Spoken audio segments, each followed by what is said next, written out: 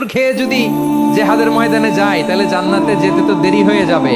এই চিন্তা আসা মাত্রই খেজুর তিনটাকে তিনি ছুঁড়ে মারলেন, তলোয়ার বের করে আল্লাহু আকবার বলে বদরের ময়দানে ঝাঁপিয়ে পড়লেন। আল্লাহর শত্রুদেরকে কচুকাটা করে এক পর্যায়ে শাহাদাতের সুধা পেয়ে নিজেও জান্নাতি হয়ে গেলেন। পড়েন সুবহানাল্লাহ। আমরা দুনিয়ার বুকে আমরা হয়েছি দুনিয়ার পাগল, ক্ষমতার পাগল, সম্পদের পাগল, খ্যাতির পাগল। বিশ্বনবী তার সাহাবাদেরকে বানিয়েছিলেন জান্নাতের পাগল। পড়েন সুবহানাল্লাহ। ওই জান্নাতে আমরা যেতে চাই কি চাই না? একা না সবাই মিলে? একা না সবাই? জান্নাতে একা আমি যাব না তো ভাই, তোমাকেও জান্নাতে দলে নিতে চাই। সবাই বলেন, জান্নাতে একা আমি যাব না তো ভাই, তোমাকেও জান্নাতে দলে নিতে চাই। পড়েন আমিন। সিলেটের এই ঐতিহাসিক এমসি কলেজ ময়দানে আজ রাতে এই চমৎকার রজনীতে আমরা যেমনি একত্রিত হলাম, আল্লাহর জান্নাতুল ফেরদাউসের জন্য আমরা একত্রিত হতে পারি। আল্লাহ তুমি কবুল করো। সবাই আওয়াজ করে পড়েন আমিন। তাহলে চিন্তা করেন কিভাবে বিশ্বনবী জান্নাতকে চিত্রায়িত করেছেন সাহাবাদের সামনে, কিভাবে চিত্রায়িত করেছিলেন তিনি, যে কারণে সাহাবারা জান্নাতের পাগল হয়ে গিয়েছেন।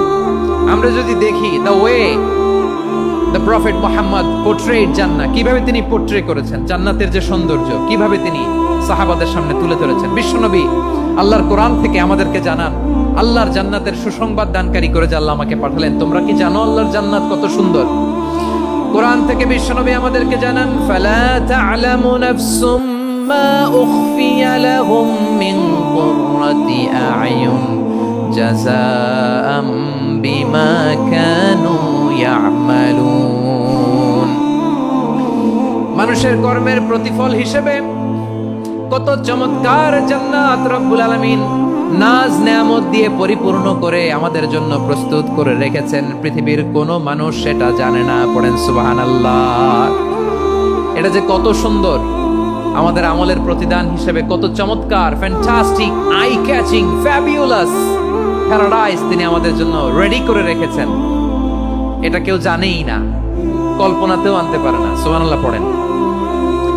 আবার হাদিসে কুদসিতে বিশ্বনবী ফরমান, রব্বুল আলামিন বলেন, আ'দাতু লিইবাদিয়াস সালিহিনা মা লা আইনুন রাআত ওয়ালা উযুনুন সামিআত ওয়ালা খাতারা আলা কলবি বাশার।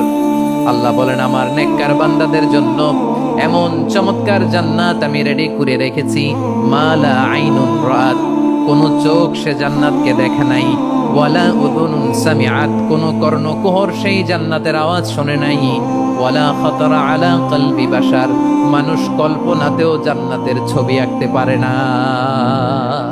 সুবহানাল্লাহ, কল্পনাতেও ছবি আঁকতে পারে না।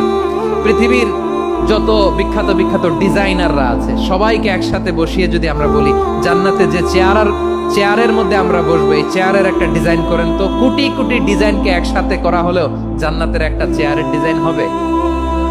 প্রিয় সিলেট, আওয়াজ করে বলো, জান্নাতের একটা চেয়ারের ডিজাইন তারা করতে পারবে না। কেমন জান্নাতে আমরা যাব?